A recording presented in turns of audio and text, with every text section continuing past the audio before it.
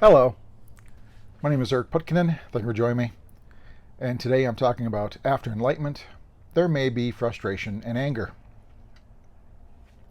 I think it's important to point out that it's possible to still experience this after enlightenment, because there's an ongoing myth that no one could possibly experience frustration or anger after enlightenment.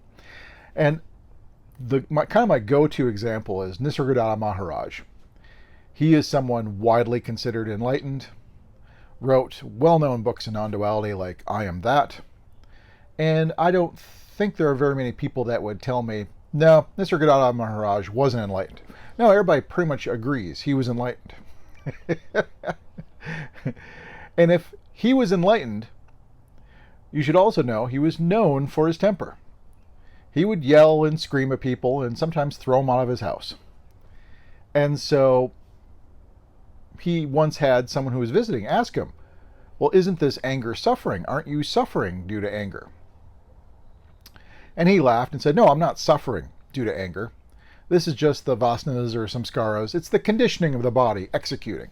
It's of the body. It has nothing to do with me. And that is kind of one of the people I point to that also agrees anger can still remain. It may not remain. Much of it may fall away. It kind of depends on the conditioning. Each body-mind is conditioned differently. Now let's take me as an example.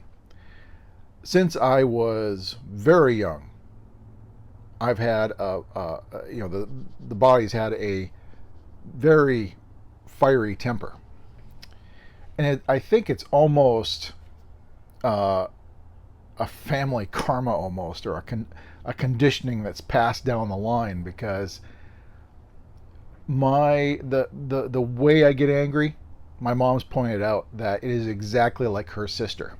She goes, when we were young, my sister would get the same look in her eye and blow up.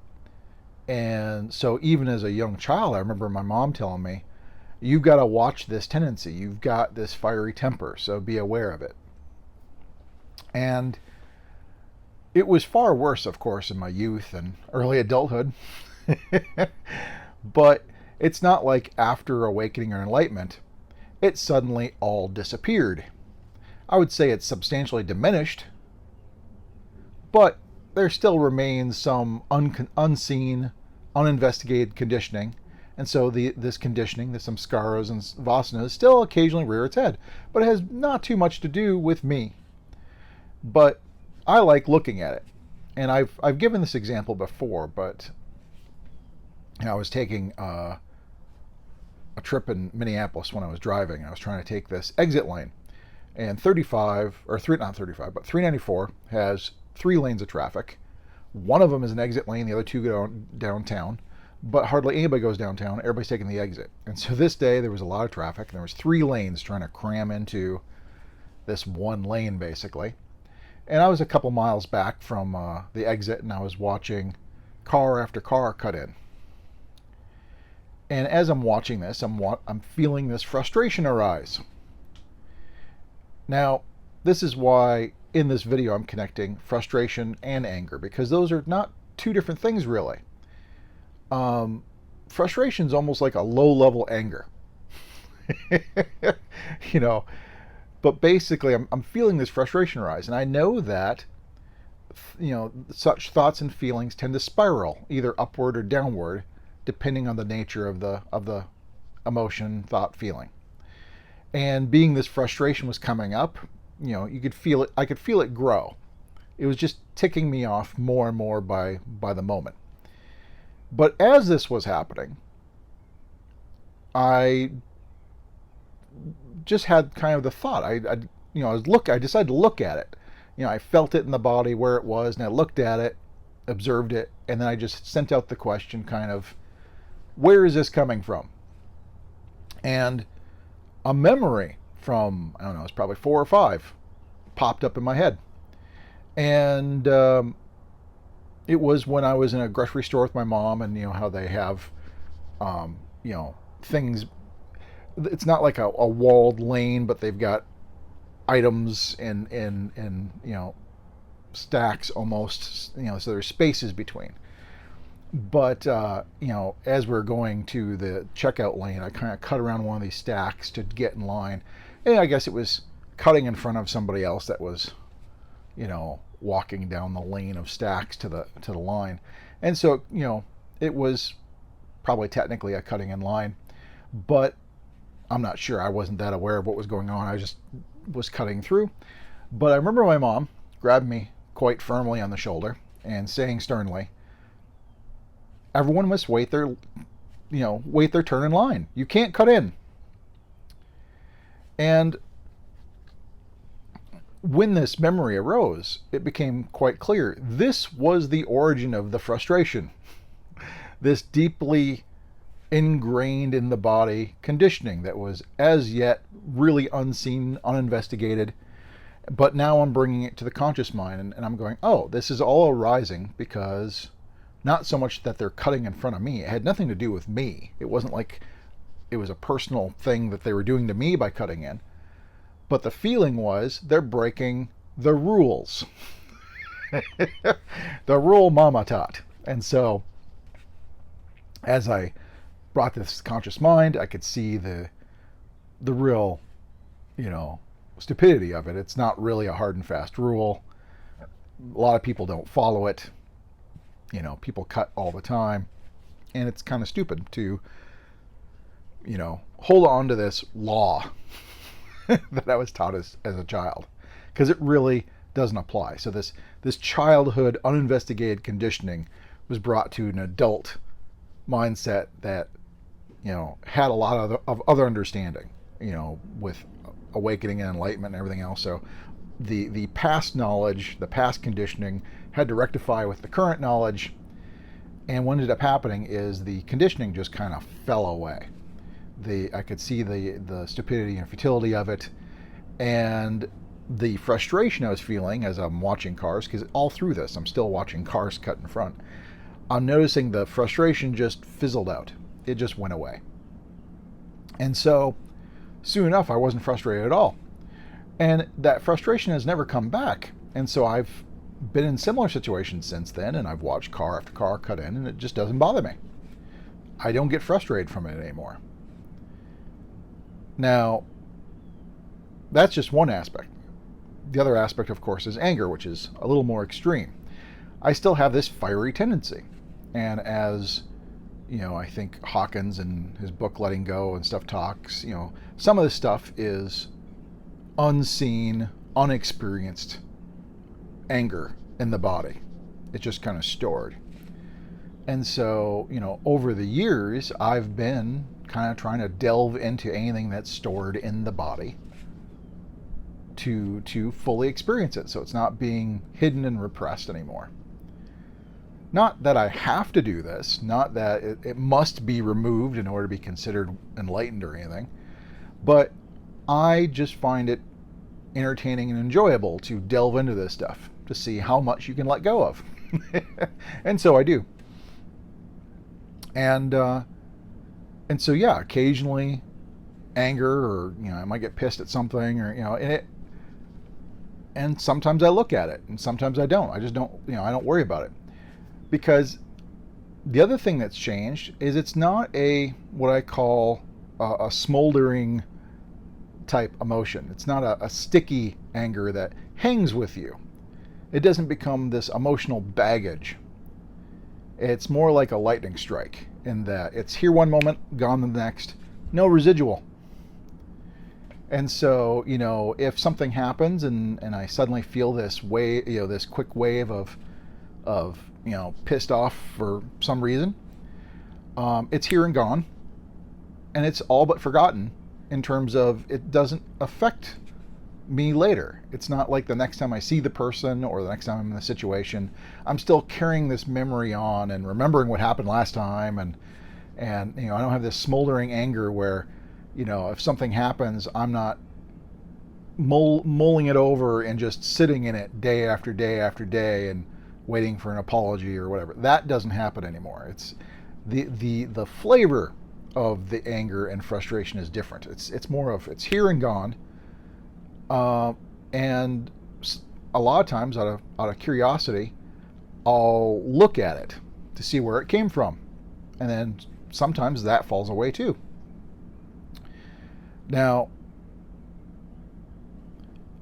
I will say that you don't have to get rid of frustration and anger, but I will also say a lot of it drops away, because I don't get frustrated or angry as nearly as much as prior to enlightenment.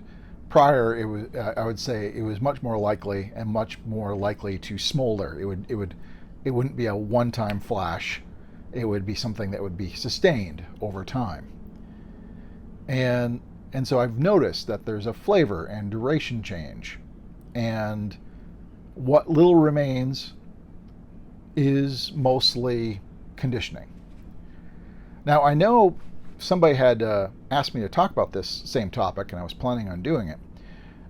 But the way it was phrased was interesting. They're like, well, because anger might have a benefit, like if you're reprimanding a child to make sure they don't do something wrong again, or if you're trying to defend yourself, you might have to show anger to kind of scare somebody off. And so they were kind of illustrating there were some useful aspects of anger at times. But then they, on the other side, said, but it wasn't real true anger. It was just acting almost. It was faked anger for the use of it. And that isn't true.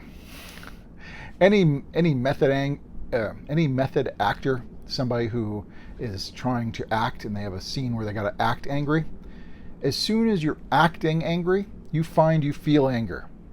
There's no such thing as a fake or false anger.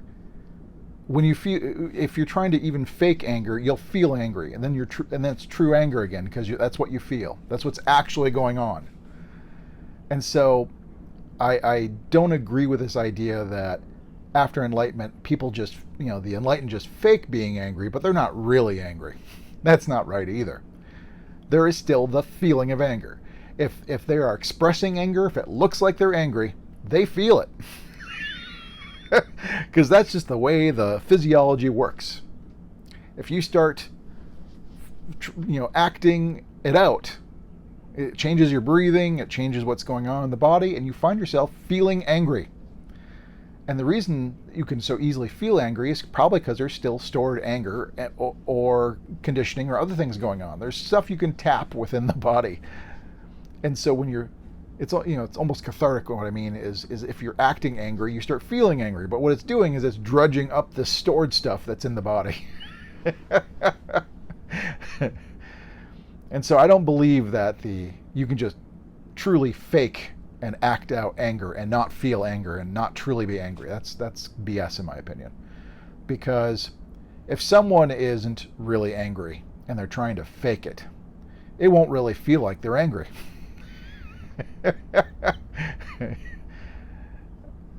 If a child does something and you start yelling and showing that you're really ticked off to make your point, it's not really an act. You feel it. There's no way around it. As soon as you do that, the feeling reaction, the body reacts. In that way, you can make yourself angry quite easily. And what I'm saying here is after enlightenment, you recognize this. And so you may or may not, but you may look at the conditioning and get rid of some of the conditioning. You may delve into and release / experience the stored, repressed anger to let it flow through and be gone, so there's less to activate in the future. There's things you might do that would diminish anger all the more. Not that you have to. Again, back to Nisargadatta Maharaj. He's like, it's just of the body. It doesn't concern me. So he did nothing to curb his anger. He did nothing to change his behavior. He saw no issue with being angry and showing anger.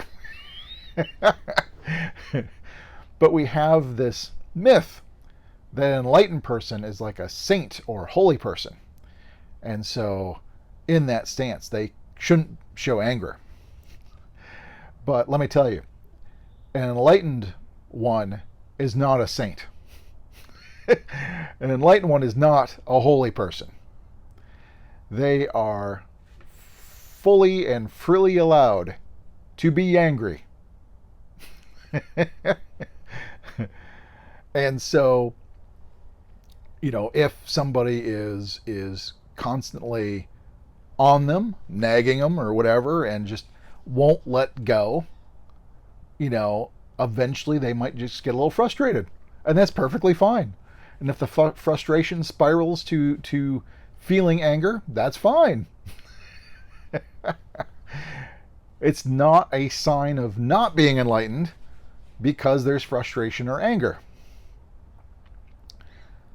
But I will say that the nature, the flavor of the anger is different.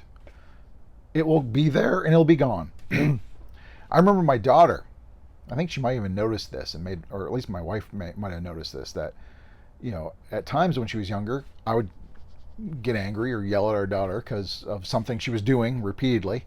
There's only so many times you can say, turn off the light, and it starts being a little frustrating because it's like, I've told you hundreds of times at this point.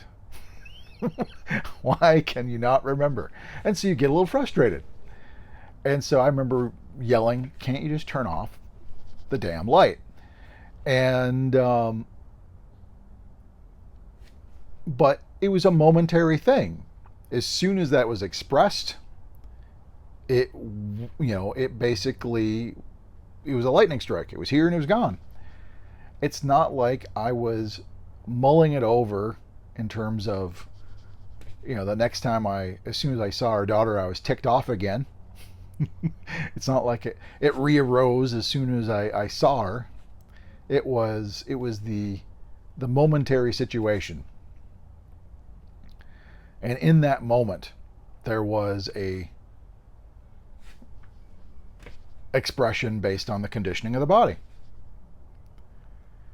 And I find anger is one of the few emotions that is, maybe it's because of the fight and flight aspect. I mean, anger is so ingrained from the beginning, because if you need to, if you're in a tribe and you need to, and somebody encroaches on your territory or takes your resources, there's this anger and fighting back to get what you lost. And so back to the caveman era all the way to now, it's like there's this, I mean, even animals, there's this constant, when push comes to shove. I mean, think about dogs. Something happens, the two could get in a fight and they're all snarling and looking really ticked off at each other, and then a moment later it's gone. And so, unlike the other emotions, I mean, some of the other negative emotions, worry is a much more recent, I think, addition after the brain evolved and you're able to have substantial memory about what had happened, because worry requires the reference of past and future, but anger doesn't. Anger could be about the now. you are attacking me, so I'm gonna get pissed off and attack back. And this getting pissed off is partially the adrenaline and everything else hitting and getting ready for a fight. And so the body's kind of gotten used to connecting this amping up with anger to a certain extent. So I think anger is one of the ones that are really deeply ingrained in humans by and large. But that's why I say things like, worry, anxiety, those can drop away, because they're newer. They require a substantial memory and concept of past and future, and it was something that we've gained more recently compared to anger, which I think has almost been since the beginning. But yeah, it's one of those things where some people might find anger totally drops away. I don't know if Ramana Maharshi ever got angry. There's nothing written in the books about it. At least I've never seen a reference to it. There's other teachers, that you might hear of a reference where they seemed frustrated or, momentarily ticked, but, it's a lot of times those are up to debate depending on the mythology, because it's a lot of the stuff that's documented. People are trying to put enlightened people on a pedestal, and so they like rewriting history and overlooking what they consider infractions that would show otherwise. If you hold the idea that enlightenment means you should never be angry, you would try to justify or overlook any instance in somebody that you would consider enlightened. And one of the ways you try to do this, perhaps, is to go, oh, they're just acting angry. They're not really angry. They're just acting it out. It's just an appearance, but it's not true anger, which is BS.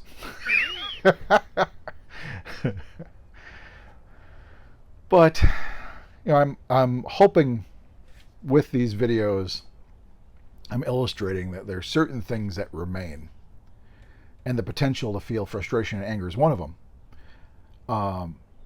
Unlike the other videos where I said this still remains, this one I qualified as it may remain. There may still be frustration and anger because there is the potential for it to fall away. I mean, if somebody doesn't have the predisposition, the conditioning to not have that much anger in the first place, what little they have may disappear entirely after enlightenment. So it's one of those things where it could disappear, but it's not an absolute. It doesn't have to disappear. It's not a sign of not being enlightened if frustration or anger appears, or an enlightened person yells. That's not a sign of that they're not enlightened, because some people would like to make that conclusion. Oh, they yelled, they were ticked off, so they must not be enlightened.